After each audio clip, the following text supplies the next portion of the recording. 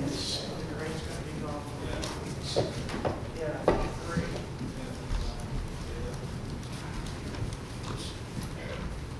So you're gonna leave. It's gonna be Look who's talking, brother. I told you, brother, you're my role model. Trying to become more and more like you every day. It's going to become more and more like Jesus. That's the main thing. Well, then I need to grow my hair back. Jesus had a full set of hair And a beard, too. and a beard.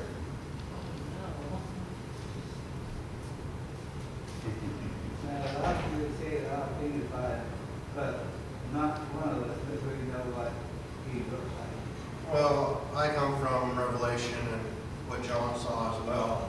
So I had a full set of hair. Well, yeah, he's We know that they pulled out his beard.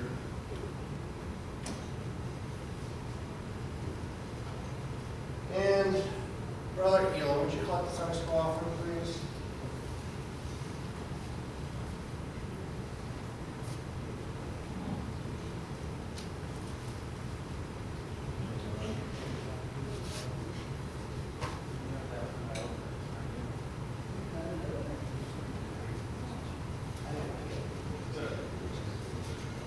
Can anyone tell me what we've been studying? What's the main topic? Babylon. We've been looking at Babylon past, present, and future. And when we've been doing that, what 2 chapters of the Bible have we primarily been looking at so far? They're back to back. Genesis and Not books, brother. Chapters. We're in Genesis, but what 2 chapters? One of them is that fun chapter that we all love to read. 10 and 11. Chapters 10 and 11. I don't think about that. No, brother. Not bad, but Yeah. Well, I try to reiterate it because we're to always be ready to give an answer to every man. And even for myself, when I'm studying, I try to remember this is the book, this is the chapter. I may not always remember the verse, but it's a matter of being able to try to remember. Do I always remember? Absolutely not. But God does honor. You know, the things that I've tried to memorize and remember where they belong just have stuck with me.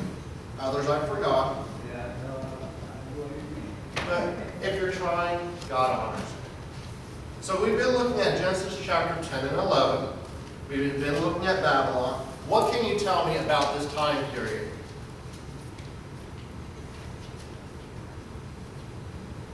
What major event just occurred prior to this? The The flood. And how did that change things? Well, we went from a greenhouse effect to now man isn't living as long as it used to be. More of the harmful rays are seeping through. We find that the earth is no longer just one continent, but now it's split into several.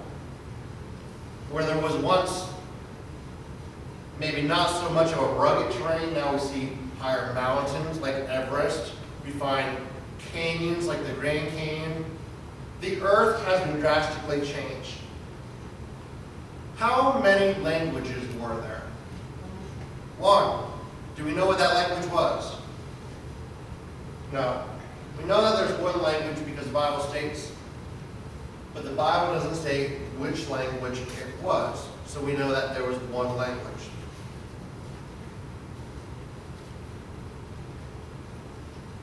We find that in the realm of dispensationalism, which is we get up, we hear that we watch the pastor get up and preach, or we're living in the age of grace, the dispensation of the church, dispensation of the grace.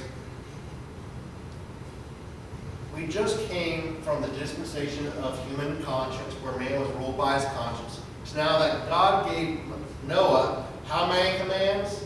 Or how many laws? 7. And 7 is the perfect number when we look at biblical numerology or Bible numbers. 1 is the number of unity, 2 is the number of witness, 3 is the number of the Trinity or Godhead, 7 is the number of perfection. And that began the dispensation of human government. And the dispensation of human government will end when? Do you remember?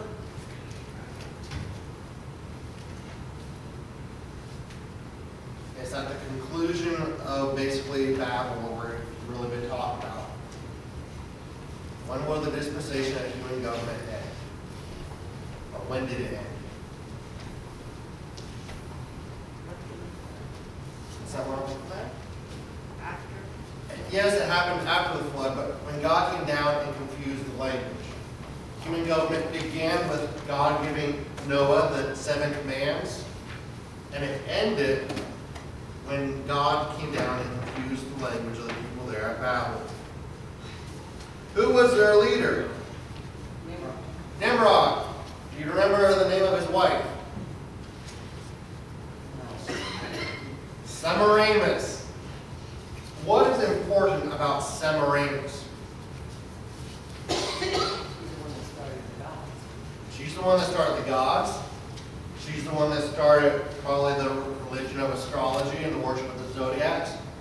But if we get down to it, and I'm trying to correlate Babel with present day, what we're going through, what is key with Semiramis?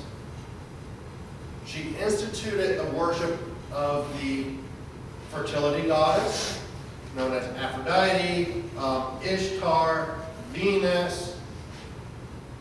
But more importantly, she also attacked on another title there, Queen of Heaven. She also instituted a worship of a mother and son or infant figure. And what religion does that point us to? The Catholics.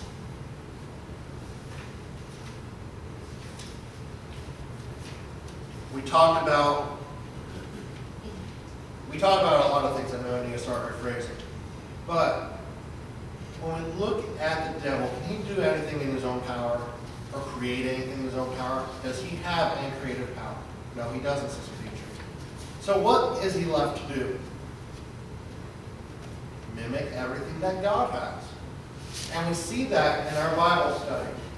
God brings onto the scene a champion for mankind. And his name is Jesus Christ. The devil can't bring forth a child. He is not the giver of life. Jesus said, I am the way, the truth, and the life. And because of that, there comes a man on the scene under the influence of demons, specifically the spirit of Antichrist, and he is the devil's champion, and he is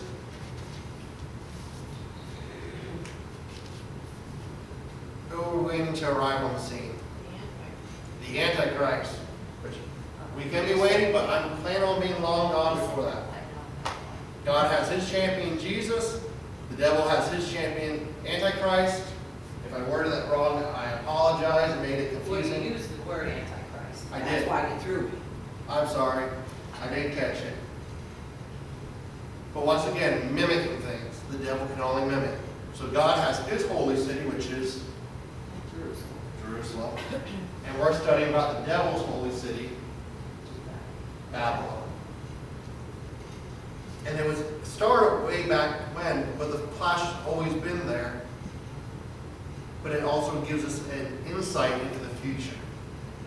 Right now we are starting at the base. We talked about tongues at Babel and tongues at Pentecost last week. We looked at the difference between Nimrod's kingdom and the final Babylon. And I think we are set up to go today to start with the final session of Babel.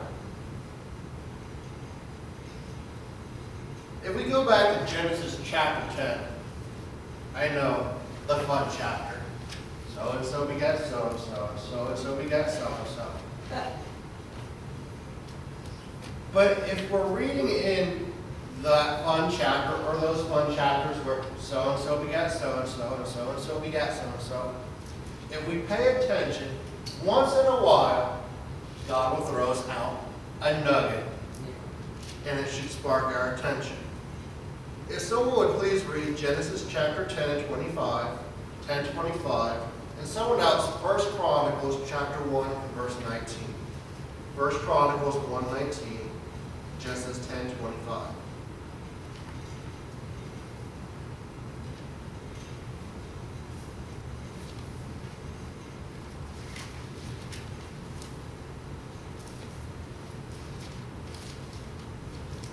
And unto Eber were born 2 sons. The name of the one was Peleg, for in his days was the earth divided, and his brother's name was Joktan. Does someone have 1 Chronicles chapter 1? I hope it's chapter 1, verse 19. And unto Eber were born 2 sons.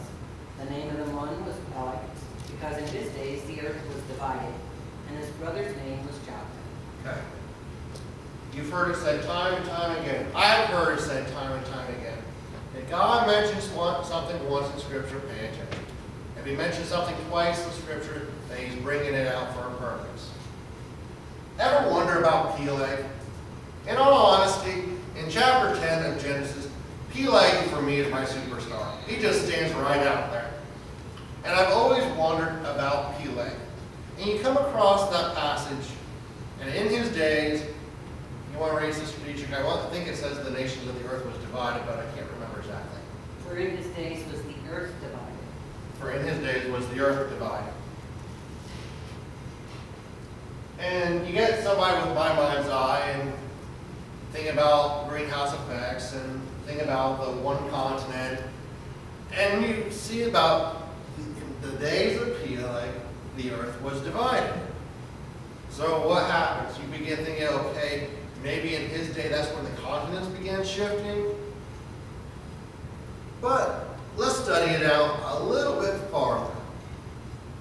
Peleg, if I'm saying it right, he is mentioned only in the genealogies. If we go back to Genesis where we've been studying, we don't really see anything about Babel, but we get the Tower of Babel because that's the focus. But Peleg isn't mentioned. He doesn't have his own special chapter. He doesn't get a half a chapter. He doesn't even get a full verse to himself. He gets a half a verse. And all we know is that in his days, the earth was divided. And he's only ever mentioned in the genealogies in those fun chapters. If we get down to it and start studying out the name of Peleg in the Hebrew language, it means earthquake or division. And we would break out name dictionaries. They would tell us that his name means division or part. Regardless, there are 2 times in the Scripture that it states that in his days the nations were divided during his lifetime. And I just want to look at something real quick before I continue on.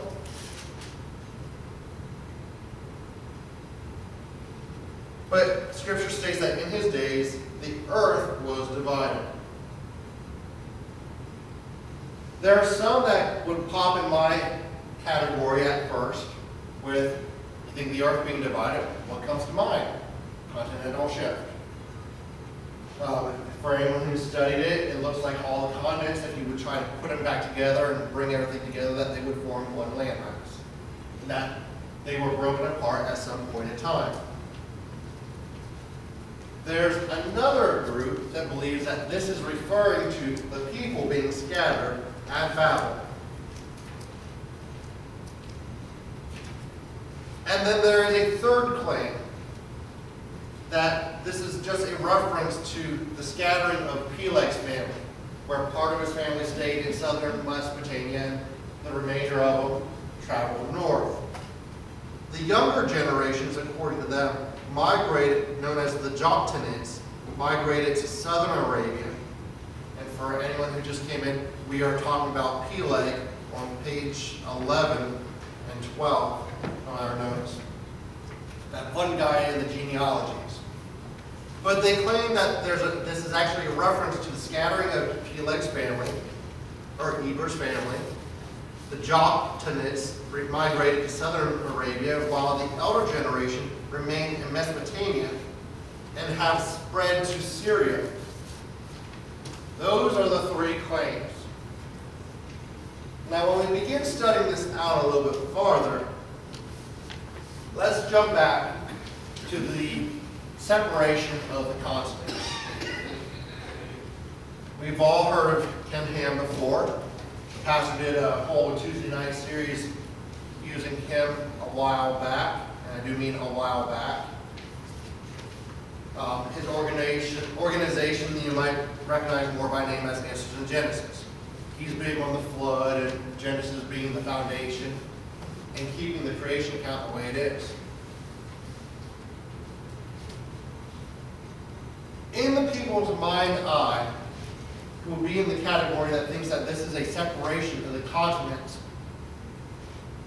we have to go back a little bit farther.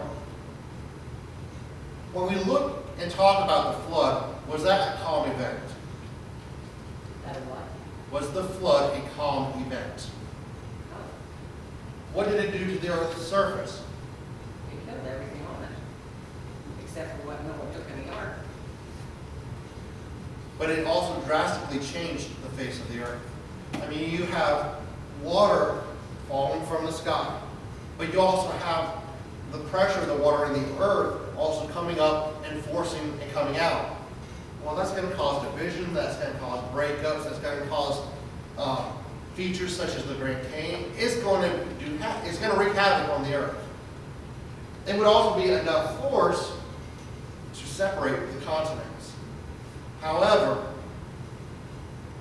if we would keep with the fact that the earth did not separate the continents, but kept the one Pangea, or one landmass together, and they really separated in the days of Peleg, did you ever take something through, well, let's back up. Ever have a little rubber ducky when you were a kid or your kids were a kid? Did they ever try and make that ducky go zoom, zoom, zoom through the water? What did that do to the surface of the water? Was it a calm or was it a drastic change? Okay, now if that ducky would have been deeper in the water, how much more effect would that have made in that tub, in that sink, to the water? I realize there's nothing on it, but if you get something large enough, an object, put it in a body of water, and push it drastically, you're going to watch this dirt shift on the bottom of the tub or the sink. It's going to be a huge effect. What would the continents breaking up in one man's time do if they drastically moved from one center location to being spread apart? If you pushed it, it's enough to possibly create another semi-flood. But God promised He would never send another flood. So more than likely, it is not a reference to the continents shifting apart. Rather, there is a much stronger case for it referring to the people of Babel being scattered. And when it's speaking of the earth, more specifically, the nations of the earth. If we go back to Genesis chapter 10, it's also known as, do you remember?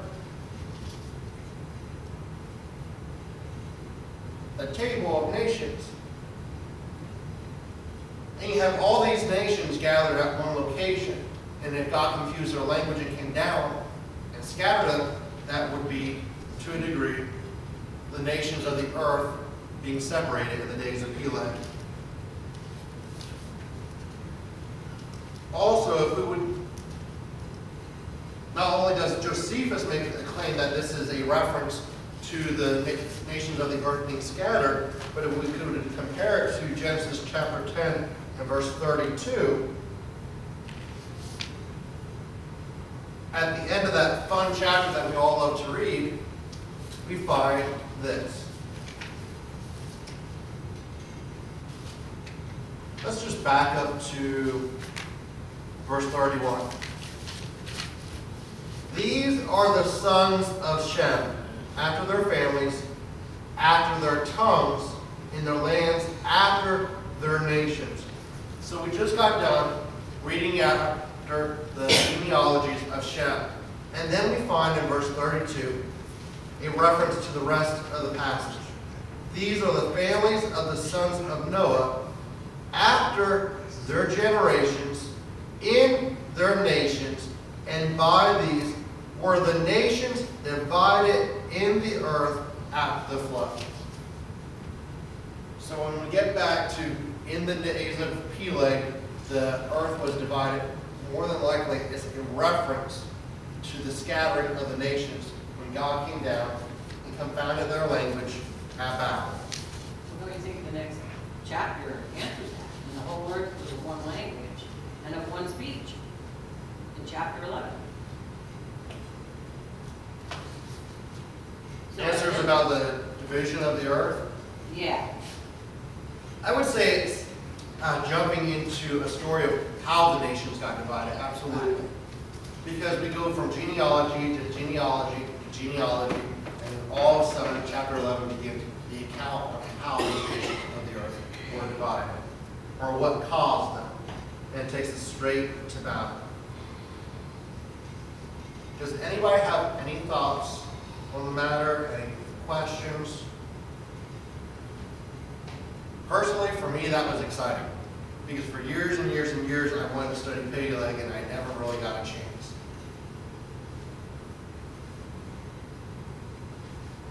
Anybody have any different thoughts? Any different opinions?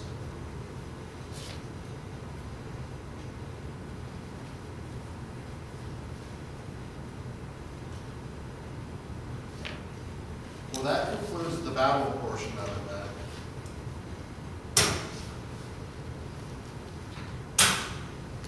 And then our next portion, we'll jump into Babylon. And Babylon itself is very interesting. Because now we go from having the foundation for Babylon to leading into the city, to leading into the empire, which will be the foundation for the final Babylon, whether it's the city or not, but we find the place where the focal point of final Babylon, I should say. Because when we get into studying for Babylon, we'll find, I wanted to print it off for you, but CNN actually did an article last year concerning modern day Babylon and the remnants. And in there is reference to Saddam Hussein trying to build on top of old Nebuchadnezzar's foundations, where the city was destroyed and pulled down. Saddam Hussein was actually trying to rebuild the ancient city of Babylon. They said he did a shoddy job at it, but he tried to do it nonetheless. So when we look at past events like Babel and Babylon, we can still look at future events and even present day events and see that they're not far forgotten, but rather people are still trying to recreate what happened maybe not necessarily what happened way back then, but what things back then looked like. And why would you try to recreate something? Because it's something that you hold dear. It's something that's precious to you. I mean, when we look at modern day Iraq, for them, Babylon is probably their most famous city, I would say. I mean, we all think of Baghdad and other locations as well, but Babylon was the heart and heartbeat of the ancient civilization back then. I mean, when we get to studying about the image of that Nebuchadnezzar had in his dream, Daniel said, "Thou art the head of gold." Gold is the most valuable, precious commodity on that entire statue, which means it was going to be the most lavish of every kingdom that was to come after it. Babylon would still be the jewel. And we see that, once again, they're trying to reconstruct it.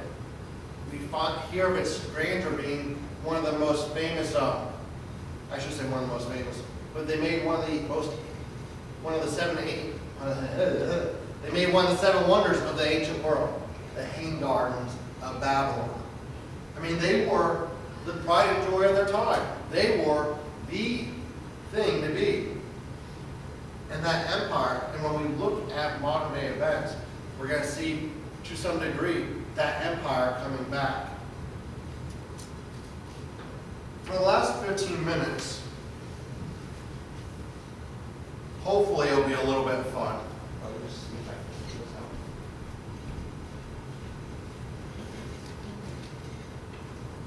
We'll play a game. kind of Jeopardy style.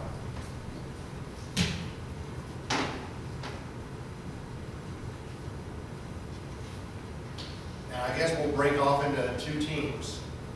I realize we're a little bit scattered. How about Brother Elam, you and Brother Stebbin being with the Lucases, and then everybody else? That work for you guys?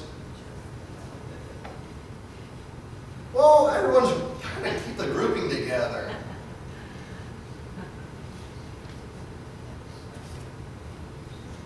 Wasn't singling anybody out. But there'll be Nimrod's kingdom.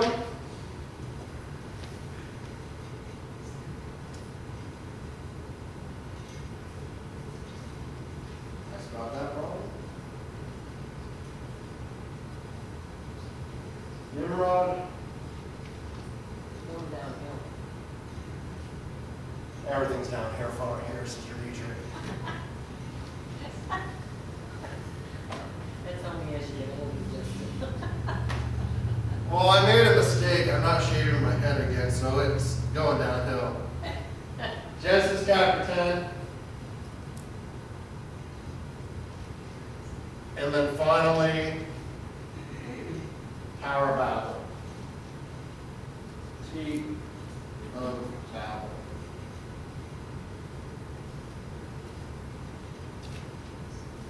And there's 4 different sections under, 4 questions under each.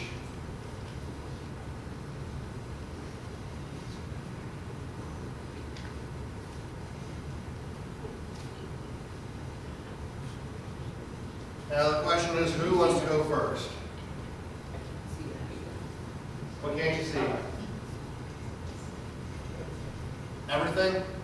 Just about. You need one. Well, actually, you need to stay up there first. Can everybody else see it?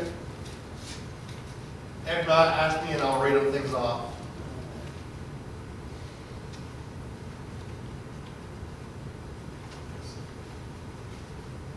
Do we want to let team 1 go first because they're number 1, or team 2?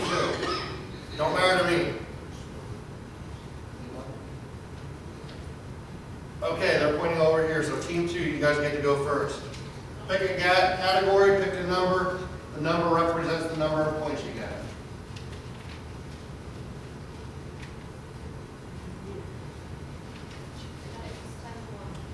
Genesis 10 and number 1. This chapter contains a lot of people. Yawn, I guess you could say it fits in their genes.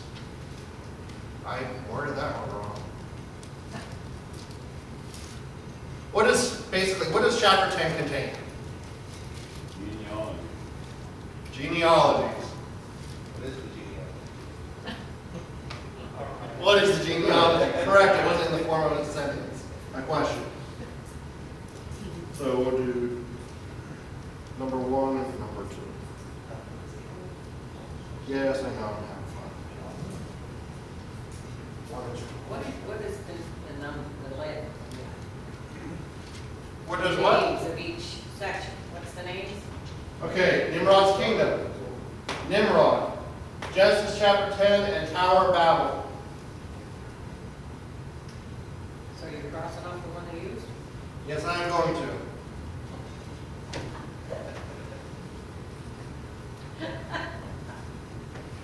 What category would you guys like? Just, what? Yeah, he just marked it. I didn't figure I'd have enough room for this score. I have it on paper. Oh. It's all right. We'll get there. Let's do Genesis 10. Genesis 10 for what number? Let's do 3. For number 3. Nimrod was a descendant of this son of Noah. Noah wasn't bacon. Who's Ham? Who is Ham? That is correct. So that was 3.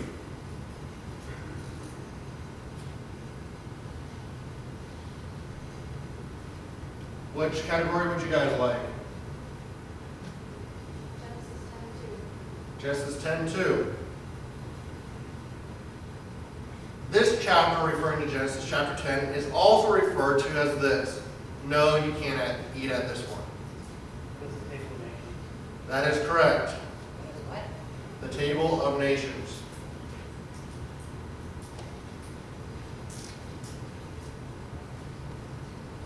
Let's keep it the same category.